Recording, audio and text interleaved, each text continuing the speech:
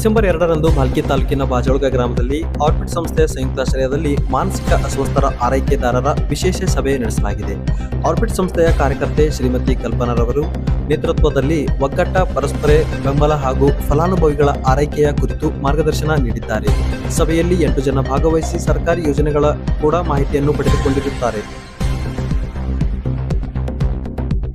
ಬೀದರ್ ಜಿಲ್ಲೆಯ ಯರ್ನಳ್ಳಿ ಗ್ರಾಮದಲ್ಲಿ ಆರ್ಬಿಟ್ ಸಂಸ್ಥೆ ಹಾಗೂ ಲಿವ್ ಲವ್ ಲಾವ್ ಫೌಂಡೇಶನ್ ಸಂಯುಕ್ತಾಶ್ರಯದಲ್ಲಿ ಮಾನಸಿಕ ಆರೋಗ್ಯ ಜಾಗೃತಿ ಕಾರ್ಯಕ್ರಮ ನಡೆಸಲಾಯಿತು.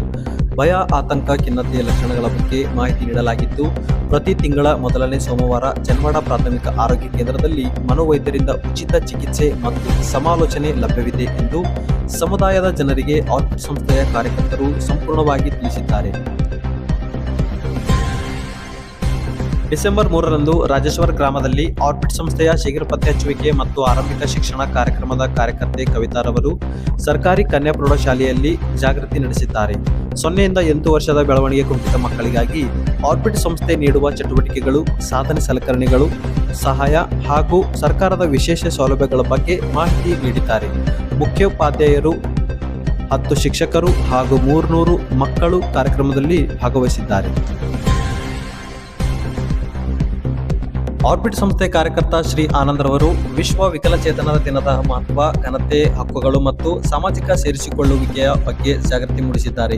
ಸಭೆಯಲ್ಲಿ ಯುಡಿಐಡಿ ಕಾರ್ಡ್, ಅರ್ಜಿ, ಗ್ರಾಮ ಪಂಚಾಯತ್ %5 ಅನುದಾನ ಮತ್ತು ತಿಂಗಳ ಸಭೆಯಲ್ಲಿ ಭಾಗವಹಿಸುವ ಅಗತ್ಯ ಕುರಿತು ಮಾಹಿತಿ ನೀಡಿದ್ದಾರೆ. ಒಟ್ಟು 7 ಜನ ಸಭೆಯಲ್ಲಿ ಪಾಲ್ಗೊಂಡು ಮಾಹಿತಿಯನ್ನು ಪಡೆದುಕೊಂಡಿದ್ದಾರೆ. ಡಿಸೆಂಬರ್ 4ರಂದು ಆರ್ಬಿಟ್ ಸಂಸ್ಥೆಯಲ್ಲಿ ಬೆಳದಿಂಗಳು ಜಿಲ್ಲಾ ಒಕ್ಕೂಟ ಸಭೆ ನಡೆಸಲಾಯಿತು. ಸಂವಿಧಾನ ಪೀಠಿಕೆ ಓದಿ ಸಭೆಯನ್ನು ಪ್ರಾರಂಭಿಸಲಾಗಿದ್ದು, ಮಹಿಳಾ ಸಬಲೀಕರಣ ಯೋಜನೆಯ ಜಿಲ್ಲಾ ಒಕ್ಕೂಟ ಬಲವರ್ಧನೆ ಕುರಿತು ಶ್ರೀಮತಿ ನಿರ್ಮಲಾ ಅವರು ಮಾರ್ಗದರ್ಶನ ನೀಡಿದ್ದಾರೆ. ನಾಯಕತ್ವ, ಕಾರ್ಯಯೋಜನೆ ಮತ್ತು ಸ್ಥಳೀಯ ಸಂಪನ್ಮೂಲ ಕ್ರೋಢೀಕರಣದ ಕುರಿತು ಮುಖ್ಯ ಸೂಚನೆಗಳನ್ನು ನೀಡಿದ್ದಾರೆ. ಜಿಲ್ಲಾ ಒಕ್ಕೂಟದ ಸದಸ್ಯರು ಹಾಗೂ ಕಾರ್ಯಕರ್ತರು ಭಾಗಿಯಾಗಿ ಸಭೆಯನ್ನು ಯಶಸ್ವಿಗೊಳಿಸಿದ್ದಾರೆ.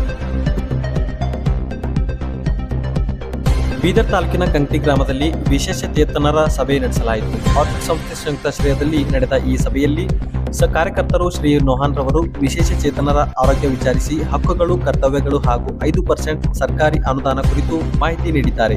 ಯುಡಿಐಡಿ ಕಾರ್ಡ್, ಮಾಸಿಕ ಪಿಂಚಣಿ, ವೃದ್ಧಾಪ್ಯ ವೇತನ ಸೇರಿದಂತೆ ಸರ್ಕಾರದಿಂದ ಲಭ್ಯವಿರುವ ಎಲ್ಲಾ ಸೌಲಭ್ಯಗಳನ್ನು ಉಚಿತವಾಗಿ ಪಡೆಯಬೇಕೆಂದು ತಿಳಿಸಿದ್ದಾರೆ. ಭಾಗವಹಿಸಿದವರ ಸವಾಲುಗಳನ್ನು ಆಲಿಸಿ ಮಾರ್ಗದರ್ಶನ ಕೂಡ ನೀಡಿದ್ದಾರೆ.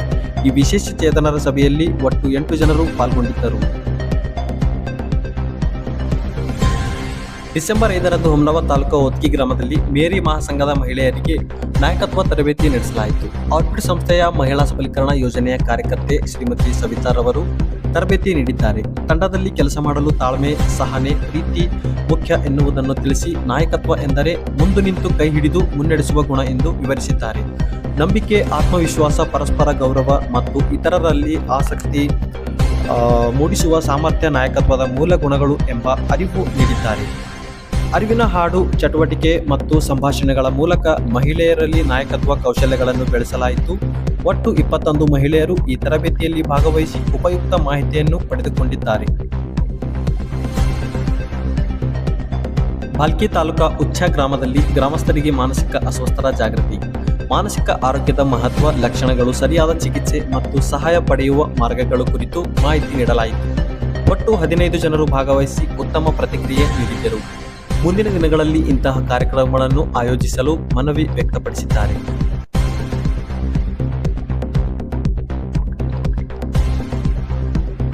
ನವೆಂಬರ್ 29ರಂದು ಸೇವಾ ಸಂಗಮ ಸಂಸ್ಥೆ ವತಿಯಿಂದ ಇಂದಿರಾನಗರದ ಸಂಜಾ ಕಲಿಕೆ ಕೇಂದ್ರದ ಮಕ್ಕಳಿಗೆ ಕ್ಯಾನ್ಸರ್ ಜಾಗೃತಿ ಕಾರ್ಯಕ್ರಮ ಆಯೋಜಿಸಲಾಯಿತು. ಸ್ಪರ್ಶಕ್ ಕಾರ್ಯಕ್ರಮದ ಸಂಯೋಜಕರು ಶ್ರೀಮತಿ ನಂದಿನಿ ರವರು ಕ್ಯಾನ್ಸರ್ ಕಾಯಿಲೆಯ ಕಾರಣಗಳು, ತಡೆಗಟ್ಟುವ ವಿಧಾನಗಳು ಮತ್ತು ಆರೋಗ್ಯಕರ ಆಹಾರ ಸೇವನೆಯ ಮಹತ್ವದ ಬಗ್ಗೆ ಮಕ್ಕಳಿಗೆ ಅರಿವು ಮೂಡಿಸಿದ್ದಾರೆ. ಹಸಿರು ತರಕಾರಿಗಳ ಸೇವನೆ, ಸ್ವಚ್ಛತಾ ಕಾಪಾಡಿಕೊಳ್ಳುವುದು ಮತ್ತು ಮನೆಯಲ್ಲಿ ಮದ್ಯಪಾನ, ಧೂಮಪಾನ ಮಾಡುವುದನ್ನು ನಿಧಾನವಾಗಿ ಈ ಅಭ್ಯಾಸಗಳಿಂದ ದೂರ ಮಾಡಲು ಪ್ರೇರೇಪಿಸುವಂತೆ ತಿಳಿಸಲಾಯಿತು.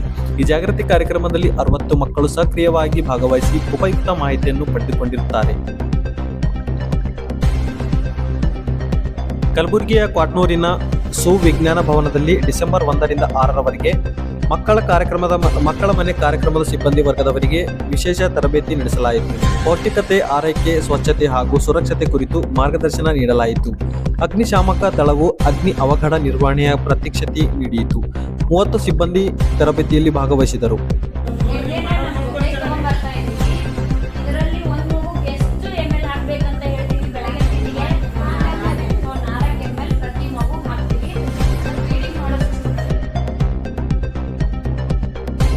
ಕಲಬುರಗಿಯ ಪಂಡಿತ ರಂಗಮಂದಿರದಲ್ಲಿ ಡಿಸೆಂಬರ್ 3ರಂದು ವಿಶ್ವ ಅಂಗವಿಕಲರ ದಿನಾಚರಣೆ ನಡೆಯಿತು. ಜಿಲ್ಲಾಧಿಕಾರಿ ಫೌಜಿಯಾ ತರನ್ನು ಮಾತನಾಡಿ, ಪ್ರತಿಭೆ ಎಲ್ಲರಲ್ಲಿಯೂ ಇದೆ, ಅವಕಾಶಗಳನ್ನು ಬಳಸಿ ಬೆಳೆಯಿರಿ ಎಂದು ಹೇಳಿದರು. ಈ ಕಾರ್ಯಕ್ರಮದಲ್ಲಿ ಸೇವಾ ಸಂಗಮ ಸಂಸ್ಥೆಯ ಶೀಘ್ರ ಪತ್ತೆಹಚ್ಚುವಿಕೆ ಮತ್ತು ಆರಂಭಿಕ ಶಿಕ್ಷಣ ಯೋಜನೆಯ ಅಡಿಯಲ್ಲಿ 5 ತಾಯಂದಿರಿಗೆ ಉತ್ತಮ ಆರೈಕೆದಾರರ ಪ್ರಶಸ್ತಿ ನೀಡಲಾಯಿತು.